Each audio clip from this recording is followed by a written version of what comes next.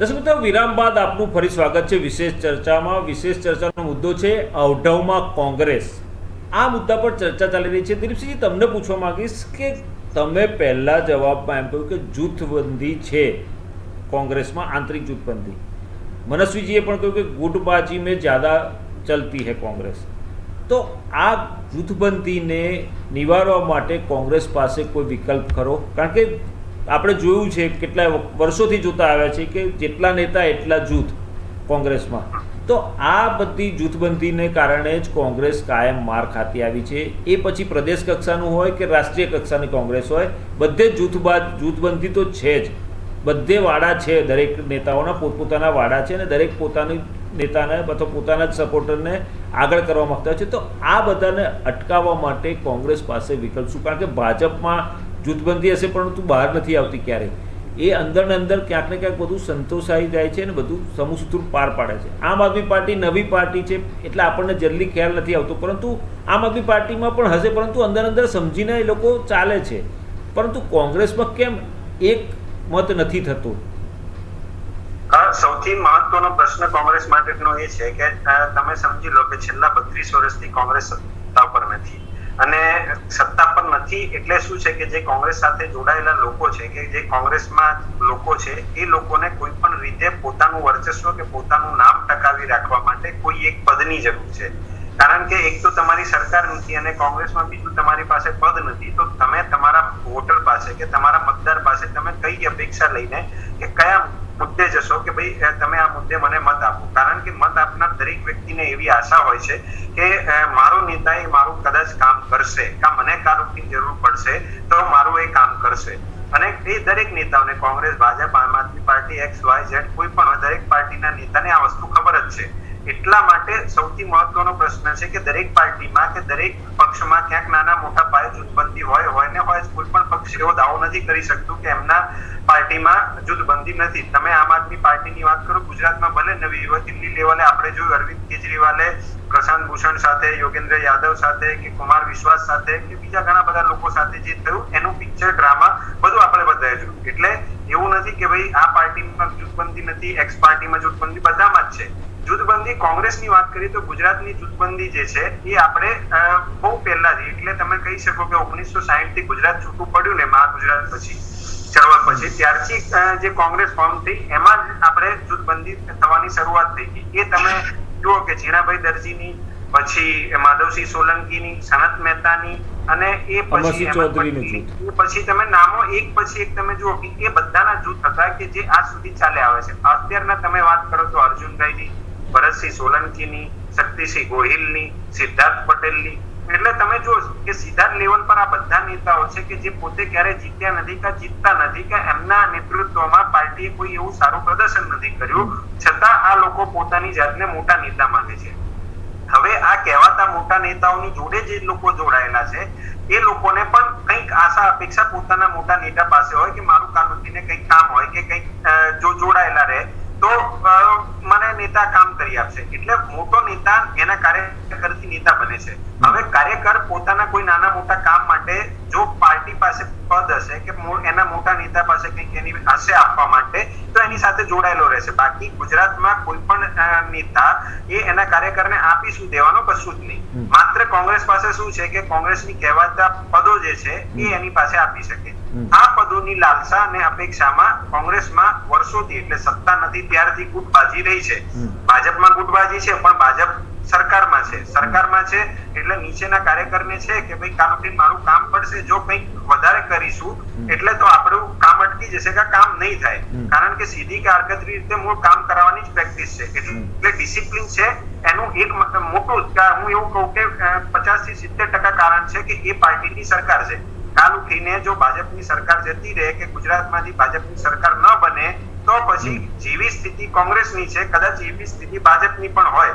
અને ભાજપમાં પહેલા એવું હતું, આપણે શંકરસિંહ વખતે જોયું છે, આપણે કેશુબાપા વખતે જોયું છે, આપણે સંજય જોશીમાં જોયું છે, આપણે એ સિવાય પણ જ્યાં સુધી ભાજપ સત્તામાં નહોતું ત્યારે પણ જોયું છે. ઇવન નરેન્દ્ર મોદી જયારે ગુજરાતમાં મુખ્યમંત્રી બનીને આવ્યા એ પછી પણ આપણે જોયું છે કે કેટલા ભાગલા પડ્યા. એમાં ગોરધન ઝડપિયા હોય, કેશુબાપા હોય કે આપણે સુરેશ મહેતા હોય, દરેક જણાના જૂથ રહ્યા જ છે.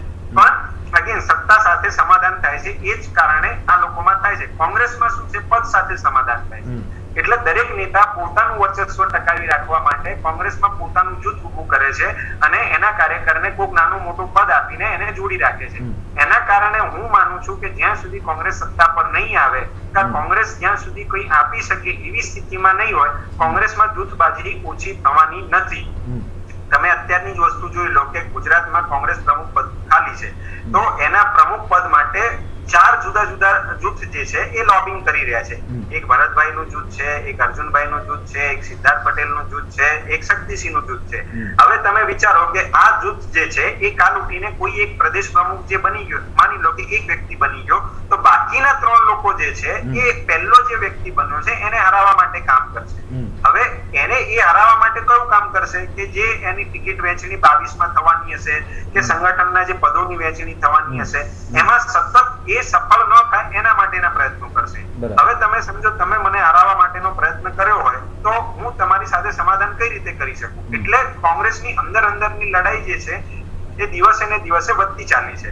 એને એન્ડ કરવાનું એકમાત્ર કારણ છે કે કોઈ એવી વ્યક્તિ આવે કે જે બધા જ જૂથને લઈને સાથે ચાલે, જે પદોની વહેંચણી છે સંગઠનમાં એ સરખી રીતે કરે, ટિકિટોની વહેંચણી કે ભરતભાઈ નો માણસ, અર્જુનભાઈ નો માણસ, સિદ્ધાર્થભાઈ નો માણસ, ફલાણા નો માણસ, ઢીકણા નો માણસ એવી રીતે ન કરે, તો કદાચ હું માનું છું કે 5 વર્ષે કે 7 વર્ષે કોંગ્રેસમાંથી જૂથબંધી ઓછી થાય. બાકી સંપૂર્ણ નાબૂદી કોઈ પણ પાર્ટી એવો દાવો કરતી હોય કે ભાઈ અમારી પાર્ટી જૂથબંધી નથી, તો કાંઈ જૂઠું બોલે છે, કાંઈ છુપાવવાનો પ્રયત્ન કરે છે, એવું મારું માનવું છે. અભિજીત ચોક્કસ. મનસ્વીજી, તમને પૂછવા માંગીશ કે જે રીતે દિલીપસિંહજીએ કહ્યું કે એવા નેતાની જરૂર છે કોંગ્રેસને કે જે તમામે તમામ નેતાઓ, જે જૂથબંધીવાળા નેતાઓ છે, તમામે તમામને એક સાથે રાખીને ચાલે.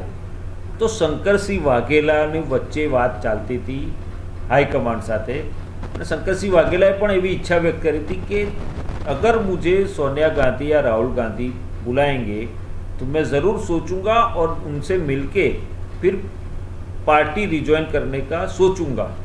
तो આ બધામાં તમને લાગે છે કે શંકરસિંહ વાઘેલા આગામી દિવસોમાં કોંગ્રેસમાં પુનઃ જોડી આવી શકે ખરા?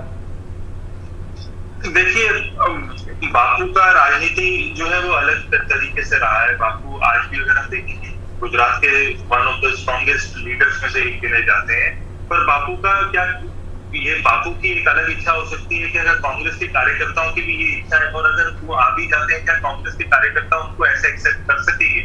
क्योंकि बापू अकेले बापू नहीं आते, बापू का इतिहास भी आता है, शंकर सिंह वाघेला जी का इतिहास भी आता है साथ में. और जो उनका इतिहास है वो कभी भी अगर हम लोगों ने देखा हो तो कि वो कांग्रेस फ्रेंडली रहा हो या कांग्रेस को जिताता हुआ वैसा नहीं रहा. एज अ लीडर या as a person, as a persona उनका बहुत ही ज्यादा वैल्यूबल है. वो गुजरात के इलेक्शंस को वो डिसाइड कर सकते हैं, उनको उसकी दिशा बदल सकते हैं और उनका बहुत बड़ा मोमेंटम है और एट प्रेजेंट टॉलेस्ट लीडर है जो गुजरात की राजनीति में है. पर क्या कांग्रेस में वो एक्सेप्टेबिलिटी रहेगी? क्या वोटर्स में वो एक्सेप्टेबिलिटी रहेगी? क्या वो यूनिफाइंग फैक्टर करेगा? हमने बात की कि किस तरीके से कांग्रेस को करना चाहिए, नहीं करना चाहिए, कांग्रेस को ऐसा लीडर लाना चाहिए जो ये सब करेगा. पर ये जो लीडरशिप होती है अभिजीत भाई, ये हमारे पॉलिटिकल सिस्टम में कोई हम सीईओ को अपॉइंट नहीं करते जिसका हम देते हैं कि क्वालिफिकेशन आपको इसको ऐसी क्वालिफिकेशन हो, वैसा आदमी हो जो इसको करे. जो लीडरशिप क्रिएट होती है वो कार्यकर्ताओं के हिसाब से क्रिएट होती है. जो लीडर्स बने हुए हैं उनको चांस दिया जाता है या नए व्यक्ति को चांस दिया जाता है. और इस सिस्टम को अगर हम देखें कि पिछले 20-25 सालों में कांग्रेस ने बंद कर दिया, नई लीडरशिप क्रिएट करना कांग्रेस ने बंद कर दिया.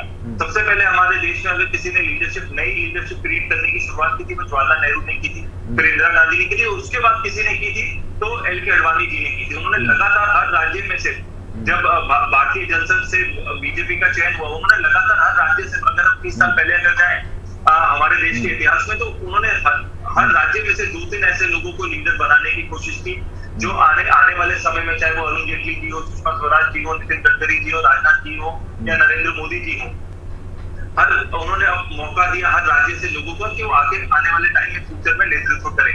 वैसा पिछले 25 सालों में हमने कांग्रेस में नहीं देखा कि नए लीडरशिप को तैयार किया जाए. ऑन द कॉन्ट्ररी हमने क्या देखा, एस्टैब्लिश लीडरशिप को कहीं ना कहीं कांग्रेस ने उन लोगों को वो चीजें जो उनको चाहिए थी, जैसे अगर हम वाईएसआर कांग्रेस का चयन हुआ या टीएमसी का चयन हुआ या एनसीपी का चयन हुआ, ये वही दौरान है पिछले 30-40 सालों में ये वही दौरान है जो कांग्रेस का वोट खा के कांग्रेस का वोट तोड़ दिया। पहले कांग्रेस ने लीडर्स को क्रिएट कर दिए, फिर कहीं ना कहीं कांग्रेस की हाईकमान उस लीडरशिप के साथ एक्सेप्ट नहीं करती। जब इनका जिनका ग्रासरूट लेवल पे स्ट्रॉन्ग मोमेंटम था, या उस टाइम पे अगर हम बात करें माधव सिंह सोलंकी जी की, जो गुजरात में 30 साल पहले बहुत एक्टिव थे, फिर सडनली उन्होंने राजनीति से एक्टिविज्म छोड़ दिया। तो ये अब कांग्रेस ने अपने ही लीडर्स को कहीं ना कहीं पीछे किया और नई लीडरशिप जिनको कोई एक्सपीरियंस नहीं था 30-40 साल पहले, उनको दिया और धीरे धीरे लगातार कांग्रेस का वोट शेयर तो था पर लीडरशिप क्रिएट नहीं हुआ जो इस वोट शेयर को आगे बढ़ाती है। जो कांग्रेस का 30 साल पहले विजय था उसको रथ को आगे बढ़ाती है, तो वो कहीं ना कहीं वैक्यूम आ गया। और आज ये कारण है कि इस वैक्यूम को इतना ज्यादा बढ़ चुका है कि बड़े बड़े लीडर चाहे ज्योतिरादित्य सिंधिया हो या अभी टीएमसी में जिससे सुष्मिता देव ने ज्वाइन किया वो व्यक्तित्व हो, तो लोग छोड़ते जा रहे हैं कांग्रेस को, क्योंकि अभी जिस तरीके से पोजीशन नहीं है, कांग्रेस क्या दे सकती है? सिर्फ अपने संगठन में कुछ दे सकती है, सरकार तो है नहीं उनके पास जो किसी को कोई पोजीशन दे पाए, कोई चेयरमैन बना पाए या किसी को मिनिस्टर बना पाए, वो तो सिचुएशन है नहीं। पहली बार कांग्रेस इतना ज्यादा समय 2 टर्म से पहली बार लगातार कांग्रेस अपने इतिहास में इतना ज्यादा समय बाहर है सरकार से। तो ये सारी चीजों को सोचते हुए जो उनके लोग थे वो धीरे धीरे निकलते जा रहे हैं। तो अभी जो वोट बैंक उनका इंटैक्ट है, साथ में जो हमेशा से कांग्रेस को वोट करते हैं या हमेशा से कांग्रेस के लीडर रहे वही रहते हैं, तो अभी उनको एक नई थियरी के साथ आगे बढ़ना पड़ेगा, एक नए जोश को लाना पड़ेगा। अभी एकदम से कार्यकर्ता तो जुड़ेंगे नहीं। अभी एक कार्यकर्ता प्रोग्राम भी तब आप लॉन्च करते हो जब आपको पता है आपके साथ लोग जुड़ेंगे। अगर आप बीजेपी का कार्यकर्ता प्रोग्राम लॉन्च करते हो, इमीडिएटली एप्लीकेशन आती है, लोग मेंबर बनना चाहते हैं क्योंकि वो चल रही है, वो पार्टी में है, सरकार है, लीडरशिप दिखाई देता है। अगर कांग्रेस लॉन्च करती है तो वहां पे कांग्रेस के पास ऐसी लीडरशिप हो या सरकार हो वैसा हमको दिखाई नहीं देता। तो कांग्रेस के लिए उनको इनोवेशन के अलावा, क्रिएटिविटी के अलावा और कोई ऑप्शन नहीं है। पर एक चीज आपको समझनी पड़ेगी कि एट प्रेजेंट बहुत बड़ा एंटी इनकम्बेंसी फैक्टर है, lack of leadership in all the political parties है, दूसरा कोविड के मुद्दे हैं, दूसरा बेरोजगारी है, महंगाई है। ये सारे आजाद देश में पहली बार इतने सारे मुद्दे हमारे देश में किसी भी विपक्ष को मिले हैं। और इन सब मुद्दों पे अगर बीजेपी विपक्ष में होती तो मेरा ये पक्का विश्वास है बीजेपी कोई भी सरकार होती, किसी भी राज्य में सरकारें होती तो उसको उखाड़ के फेंकने की ताकत रखती, क्योंकि बीजेपी में जो विपक्ष में ताकत थी, जो बोलने की ताकत थी, सड़कों में आने की ताकत थी, वो कहीं ना कहीं लैकिंग है कांग्रेस में। क्योंकि कांग्रेस कभी भी विपक्ष में इतने समय नहीं रही, वो हमेशा से आजादी के बाद से लगातार वो सरकार में रही, तो उसको सरकार चलाना आता है, विपक्ष को चलाना नहीं आता। इसलिए जहां पे भी कांग्रेस विपक्ष में जाती है वो लगातार विपक्ष में रहती है, उनको उससे रिकवर करना नहीं आता। तो कांग्रेस को सीखना पड़ेगा और ये सीख उनको जल्दी अपने अंदर लानी पड़ेगी। गुजरात में तो ऑलरेडी 25 सालों से वो बाहर है, अब इससे ज्यादा कितना बाहर रहेगी? फिर वो एक पार्टी जो इतिहास बन जाएगी वैसी पार्टी रह जाएगी। तो इसलिए कांग्रेस को रिबटल देने की बहुत ज्यादा जरूरत है, उनको सीखना पड़ेगा और खुद ही से समझना पड़ेगा कि संघर्ष क्या है, संगठन क्या है और किस तरीके से लोगों तक सच्चाई पहुंचाने के मुद्दे जो है उनको लाने पड़ेंगे। દિલીપ સિંહજી, ગયા સપ્તાહમાં ભારતીય જનતા પાર્ટીની જન આશીર્વાદ યાત્રા શરૂ થઈ।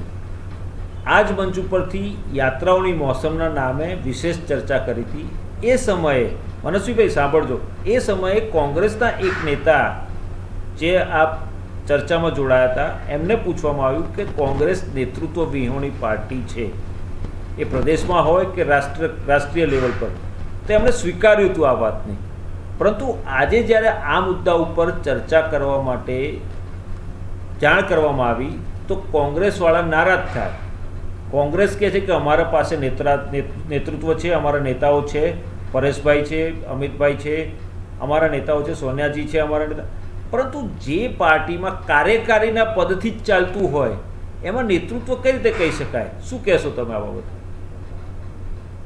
અભિજીતભાઈ, કાર્યકારીથી તમે જુઓ કે હું તો કહું છું 6 મહિનાથી ચલાવે છે અને સુરતમાં તો હું માનું છું કે છેલ્લા 3 મહિનાથી છે, રાજકોટ, બધી જગ્યાએ તમે જુઓ કાર્યકારી એટલે ટેમ્પરેરી।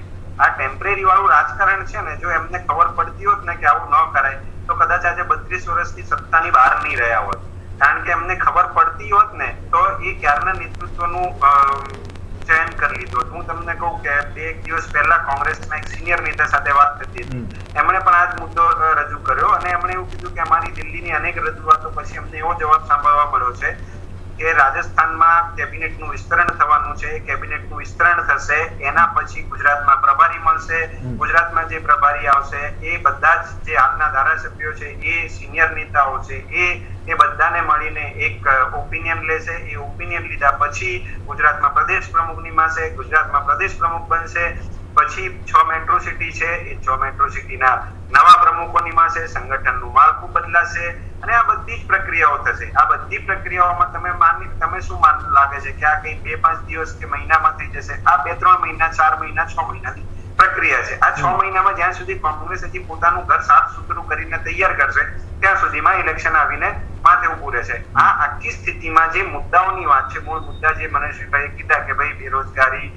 છે, પેટ્રોલના ભાવો છે, કે વિપક્ષ માટે એજ્યુકેશનના મુદ્દા છે, કે પછી બીજા ઘણા બધા એવા મુદ્દા છેલ્લા ઘણા 6 મહિનાની હું એવું કહીશ કે કોવિડ શરૂ થયો એટલે 2 વર્ષથી ગુજરાતમાં, આપણે દેશની વાત નહીં કરીએ કારણ કે આપણી ચર્ચા ગુજરાત પૂરતી છે, તો આપણે ગુજરાતની વાત કરીએ તો ગુજરાતમાં એવા ઘણા બધા મુદ્દા છે. એ ઘણા બધા મુદ્દાઓને આપણે કોંગ્રેસ અને કોંગ્રેસના નેતાઓને વિપક્ષમાં મૂકીને જોઈએ તો એ લોકોએ શું કર્યું? સોશિયલ મીડિયામાં ફોટા મૂકવા માટે જે 10 લોકોને એકઠા કરવાના હોય એ 10 લોકોને એકઠા કરીને સોશિયલ મીડિયામાં ફોટો મૂકીને એમના કહેવાતા સુપીરિયર બોસને એની લિંક મોકલીને આનંદ માણી લીધો. બાકી એનાથી વિશેષ કંઈ નથી કર્યું કે જેનાથી સરકાર ઉપર પ્રેશર આવે કે સરકારે વિપક્ષના દબાણમાં કોઈ કાર્ય કરવું પડે. ગુજરાતમાં ઓક્સિજન બેડની અછત તમે ને મેં બધાએ જોઈ છે. ગુજરાતમાં ઓક્સિજનની અછત તમે ને મેં બધાએ જોઈ છે. આપણી ચેનલ ઉપર એ ચાલુ પણ છે. ગુજરાતમાં કોવિડ દરમિયાન જે મોતો થઈ એના આંકડા સરકારે છુપાવ્યા, એ બધું જ જે થયું એ તમે ને મેં બધાએ જોયું છે. આજે પેટ્રોલના ભાવો તમે માની લો કે કેટલી હાઈક ઉપર છે અને કેટલા સમયથી હાઈક ઉપર છે. આ જ વસ્તુ તમે થોડાક બેક જઈને ભાજપ જ્યારે વિપક્ષમાં હતું તો જુઓ તો આખા દેશમાં એક મોમેન્ટમ પકડાયો હતો કે પેટ્રોલ ડીઝલના ભાવને કારણે સરકાર કદાચ પડી જશે. આજે પેટ્રોલ 100 ની ઉપર જાય છે તો કોઈને એવું નથી લાગતું કે આ કોઈ મુદ્દો છે. ઇવન આ રિયલાઇઝેશન કરાવવાનું કામ વિપક્ષનું છે. તો વિપક્ષ એ કરે છે શું? એ જ વસ્તુ આ જ યાત્રાઓ, ધરણા, પ્રદર્શન અને સો કોલ્ડ એક જે ઓલ્ડ ફ્રેમની રાજનીતિ છે એ ઓલ્ડ ફ્રેમની રાજનીતિમાં બેસીને એમના જે પોતાની મહત્વાકાંક્ષાઓ કે પોતાને લાગે છે એ પ્રમાણે એ કાર્ય કરીને જતા રહે છે. હવે આમાં ન તો લોકો અટેચ થાય છે કે ના નવા લોકો જોડાય છે કે ના પ્રજાને લાગે છે કે આ મારું કંઈક કામ કરે છે. તો જ્યારે મને એવું લાગે છે કે હું એક સામાન્ય વ્યક્તિ તરીકે કહું કે જ્યારે મને એવું લાગે છે કે મને તકલીફ પડી છે, મારી વાત સરકાર નથી સાંભળતી અને મારી વાત મૂકનારો જે બીજી પાર્ટી કે બીજો પક્ષ હોવો જોઈએ એ પણ નથી કરતી, તો હું શું કામ બીજા પક્ષને ચૂઝ કરું કે હું શું કામ વિપક્ષ પાસે જઉં? આ આખી સ્થિતિમાં તમે જો આપણે 32 વર્ષોનું આખું નિષ્કર્ષ કાઢીએ ને તો કોંગ્રેસના નેતાઓ માટે ક્યારે પ્રજા કે પ્રજાના મુદ્દા મહત્વના રહ્યા નથી. અને સૌથી મહત્વની વસ્તુ, વિપક્ષમાં બેસીને સરકારને ઘેરવાની જે આવડત છે એ પણ એમની પાસે નથી. ગુજરાતમાં વિધાનસભા જે ચાલી છે એનો રેકોર્ડ પણ જોઈ જુઓ કે એમાં કોંગ્રેસના ધારાસભ્યોએ કયા કયા પ્રશ્નો ઉઠાવ્યા છે, કેવી રીતે ઉઠાવ્યા છે, કેટલા દિવસ વિધાનસભા ચાલી છે, એમાં કોંગ્રેસના ધારાસભ્યો શું કર્યું છે. કોંગ્રેસના દરેક ધારાસભ્યોનો જો આપણે ટ્રેક રેકોર્ડ કાઢીએ, એમની પ્રશ્નોત્તરી કાઢીએ, એનો ડેટા કાઢીએ તો આપણને ખ્યાલ આવશે કે એમને એમના વિસ્તારના પ્રશ્નોની વિધાનસભામાં યોગ્ય રજૂઆત નથી કરતા આવડતી. સૌથી મહત્વનો મુદ્દો, વિધાનસભામાં વિપક્ષનો નેતા છે એ મુખ્યમંત્રી જેટલું સ્ટેટસ ભોગવે છે. વિપક્ષના નેતા પરેશ ધાનાણી છે, એમની જો તમે આખા 2 વર્ષની કામગીરી જોશો કે જ્યારથી વિપક્ષના નેતા બન્યા ત્યારથી એમની પાસે અમરેલી સિવાય કોઈ મુદ્દો નથી આવતો. એ કદાચ ભૂલી જાય છે કે એ વિપક્ષના નેતા ગુજરાતના છે, અમરેલીના નથી.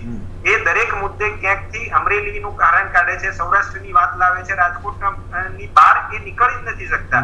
એમને દક્ષિણ ગુજરાતમાં ખબર નથી પડતી, એમને મધ્ય ગુજરાતમાં ખબર નથી પડતી, એમને ઉત્તર ગુજરાતમાં નથી ખબર પડતી. બીજી વાત કરીએ આપણે પ્રદેશ પ્રમુખ જે હાલમાં છે, જે રાજીનામું આપી ચુક્યા છે, કાર્યકારી નિભાવે છે અમિત ચાવડા.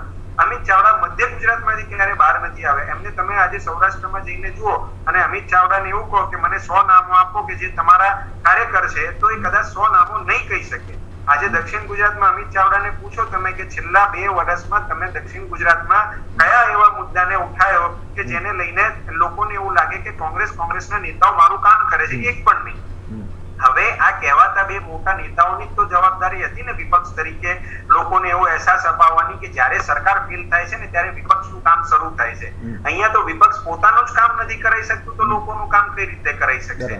તો આમાં નેતા વિહોણિત થાય. કારણ કે સૌથી મહત્વનો મુદ્દો છે કે તમારી જે નવી પ્રોડક્ટ આવવાની હતી કે જે નવા લોકોને જોડવાના હતા એને તો તમે ક્યારે જોડ્યા નથી. અને જે ભૂલે ચૂકે નવા લોકો, હું તમને કહું, હાર્દિક પટેલ જોડાયો. હાર્દિક પટેલ જ્યારે કોંગ્રેસમાં નહોતો એની પહેલા જેટલા લોકો એની સાથે હતા અને કોંગ્રેસમાં જોડાયો એ પછી પછી કેટલા લોકો એની સાથે તમે જો એટલે ખ્યાલ આવી જેવી કોંગ્રેસ સાથે એને બેઠક કરી કે કોંગ્રેસમાં જોડાઈ ગયો એના પછી એના સમાજના લોકો એને છોડીને પાછા ત્યાં જતા રહ્યા કારણ કે લોકોને અગેન કોંગ્રેસ સાથે વિશ્વાસ નથી એના સિવાય હાર્દિક પટેલનું ઇન્ડિયન એક્સપ્રેસનું ઇન્ટરવ્યુ એના સિવાય બીજા મીડિયાને એને આપેલું ઇન્ટરવ્યુ એ પોતે જ એવું કહે છે કે કોંગ્રેસના નેતાઓ મને કામ નથી કરવા દેતા કોર્પોરેશનની ચૂંટણીમાં હાર્દિકે બોલીને કીધું કે મારે કામ કરવું છે મારી જોડે કોઈ કામ નથી હવે તમે વિચારો કે એક કાર્યકારી અધ્યક્ષ છે ગુજરાતનો કાર્યકારી અધ્યક્ષ છે એ એવું કહે છે કે કોંગ્રેસના નેતા મને કામ નથી કરવા દેતા તો હવે તમે કહો કે આવી પાર્ટીને પ્રજા શું કામ કઈ રીતે ને કેવી રીતે મત આપે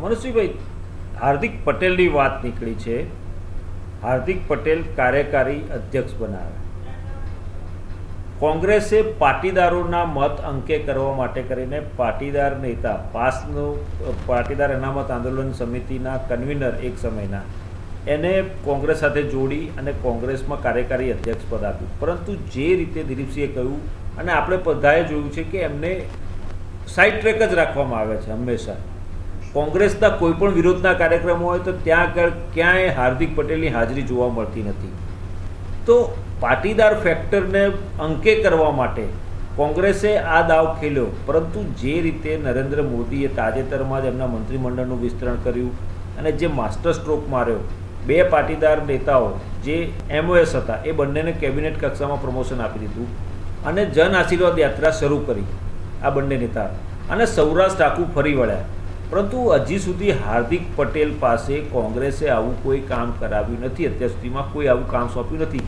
तो कई रीते पाटीदारों ने एमनी साथे जोड़से अभिजीत भाई ये आपका चैनल है और अगर आप यहाँ के एडिटर हैं तो आप किसी को थोड़ी इनवाइट करें आप खुद ही करेंगे और सिमिलरली अगर आप कोई प्रेसिडेंट हो या वर्किंग प्रेसिडेंट हो आप ही कांग्रेस हो और आप ही को इनिशिएटिव लेना होता है ये चीज मुझे नहीं समझ आती अगर आपने मुझे अपने डिबेट पे बुलाया मैं बोलूँ कि मुझे बोलने का मौका नहीं जब आपने मेरे को बुला दिया है तो मैं क्या बोल सकता हूँ जब भी मेरा मौका आए सिमिलरली अगर आप किसी भी पॉलिटिकल पार्टी के प्रेसिडेंट हो वर्किंग प्रेसिडेंट हो या कार्यकर्ता हो पार्टी की आइडियोलॉजी होती है आप पार्टी के मुद्दे होते हैं तो आपको कौन रोक सकता है अपने मुद्दों को जनता तक पहुंचाने के लिए तो कांग्रेस जब हम बोलते हैं कांग्रेस ने हार्दिक को मौका नहीं दिया तो ये सवाल मेरे मन में आता है कांग्रेस में है कौन हार्दिक ही vice president vice working president है कांग्रेस के तो वो ही खुद को मौका नहीं दे रहे या उनके प्रेसिडेंट उनको मौका नहीं दे रहे उनके ऊपर कोई भी नहीं है अगर हम बात करते हैं कि गुटबाजी भी है पर ये गुटबाजी वर्किंग प्रेसिडेंट से ऊपर नहीं होती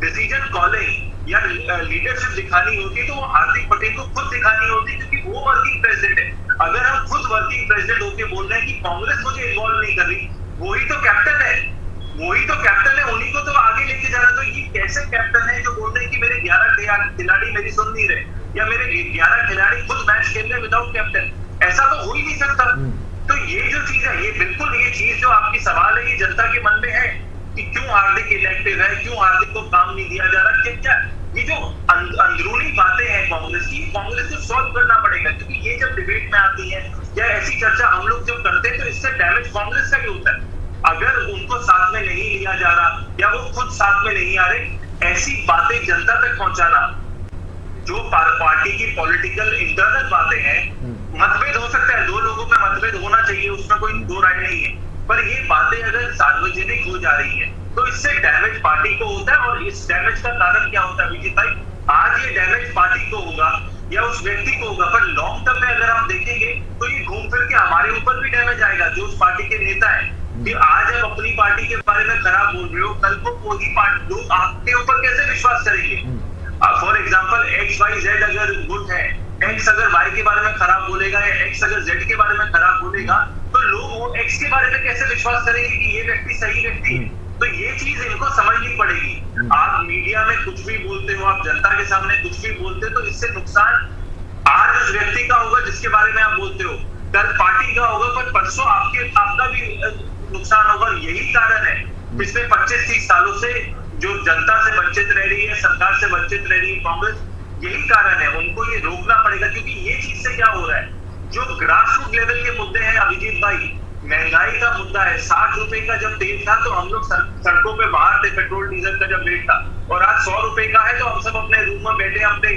घरों में आराम आराम से बैठे हैं। जब बेरोजगारी का स्तर आजादी के वक्त सबसे ज्यादा बढ़ चुका है तो भी हम अपने घरों में बैठे। एक चीज समझनी पड़ेगी अभिजीत भाई, हम सबको, जो दिलीप जी कह रहे हैं उसको मैं आगे लेते हुए कहना चाहता हूँ कि आपको अगर नेता बनना है या किसी भी वर्ग का लीडर बनना है तो आप इसी रूप में घर पे बैठे हुए नहीं बन सकते। आपको अगर नेता बनना है तो आपको सड़कों पे जाना पड़ेगा, सड़कों पे चलना पड़ेगा, जनता की आवाज सड़कों से उठानी पड़ेगी, तभी आप नेता बनोगे। और हमने देखा है आजादी से लेके आज तक, जब तक आप अच्छे विचार लेके आप घर पे बैठे हो, अपने इसी रूप में बैठे हो, सोच रहे हो देश को इस तरीके से विजन होना चाहिए, वो काम होना चाहिए, तो देश आगे नहीं बढ़ेगा। अगर आपको गुजरात को आगे बढ़ाना है या देश को आगे बढ़ाना है तो जनता के मुद्दों को सड़कों से ही उठाना पड़ेगा, सड़कों में जाना पड़ेगा, आंदोलन करने पड़ेंगे और आपको जनता के, और इसी यही कारण होता है आप ये जो होता है ये पॉलिटिकल इवेंट्स जो होते हैं, यही पॉलिटिकल इवेंट्स कार्यकर्ताओं को भी जोड़ता है, कार्यकर्ताओं में भी उत्साह लाता है कि हमारे लोग जो हमारे लीडर्स है, जिनको हम लीडर्स मानते हैं, चुनते हैं, वो हमारी आवाज, जो जनता की आवाज है, वो विधानसभा तक पहुंचाएंगे या मीडिया के माध्यम से गुजरात की जनता को जागरूक करेंगे। ये नहीं हो रहा। आज मेरे को लगता है अगर जो भी अंदरूनी उनके मतभेद हो सकते हैं कांग्रेस के, पर उनके इवेंट्स नहीं रुकने चाहिए, उनको जनता को सेंसिटाइज करना नहीं रुकना चाहिए, उनको जनता को बताना चाहिए कि जब 60 रुपए रेट था तो बीजेपी की तमाम लीडरशिप सड़कों पे थी, आज 100 रुपए का रेट है। आज हम सवाल ये पूछते, कांग्रेस को ही पूछना पड़ेगा अपने आप से, हम एक दूसरे की लाभ खींचते खींचते कहीं ना कहीं हम कांग्रेस की लाभ तो नहीं खींचते, कहीं ना कहीं कांग्रेस से ऊपर मेरे को लगता है कि कहीं ना कहीं लोकतंत्र की लाभ खींचने में भी जिम्मेदार मैं कांग्रेस को करता हूं। क्योंकि विपक्ष का जो काम होता है, जब भी सरकार कुछ गलत करती है या जनता के मुद्दों से ऊपर उठ जाती है तो विपक्ष का काम होता है सरकार को सही दिशा लाना, जनता के सवालों तक सवाल जो होते हैं वो सरकार तक पहुंचाना, ये विपक्ष का काम होता है। क्योंकि उनकी लैक ऑफ कोऑर्डिनेशन दिखाई दे रही है, क्योंकि उनके लीडर्स कुछ भी कहीं पे भी बोलते जा रहे हैं, इस चक्कर में कहीं ना कहीं क्या हो रहा है कि जनता के जो सवाल है उनको सही सोल्यूशन नहीं मिल रहा। उनको सबसे बड़ी रिस्पॉन्सिबिलिटी किसी भी राजनीतिक दल की ये होती है कि जनता को सही जस्टिस मिले, और ये कहीं ना कहीं नहीं हो पा रहा, और इसकी सबसे ज्यादा जरूरत है। इसलिए कांग्रेस को एकजुट होने की जरूरत है कि जनता के मुद्दों को वो सही तरह पहुंचाए सरकार तक, और अगर सरकार नहीं आती, सरकार बदलने के लिए उनको मेहनत करनी चाहिए, क्योंकि जनता सबसे इंपॉर्टेंट। आपकी लीडरशिप कोई भी होगा, गुजरात का चीफ मिनिस्टर कोई भी बने ना बने, उससे गुजरात की जनता को फर्क नहीं पड़ना चाहिए। उनको फर्क इस चीज से पड़ना चाहिए कि जो महंगाई है वो किस तरीके से कटेगी, उनको फर्क इस चीज से पड़ना चाहिए जिस तरीके से पेट्रोल डीजल का रेट बढ़ रहा है वो कैसे कम होगा। तो इसके ऊपर कांग्रेस को सोचना चाहिए अभिजीत।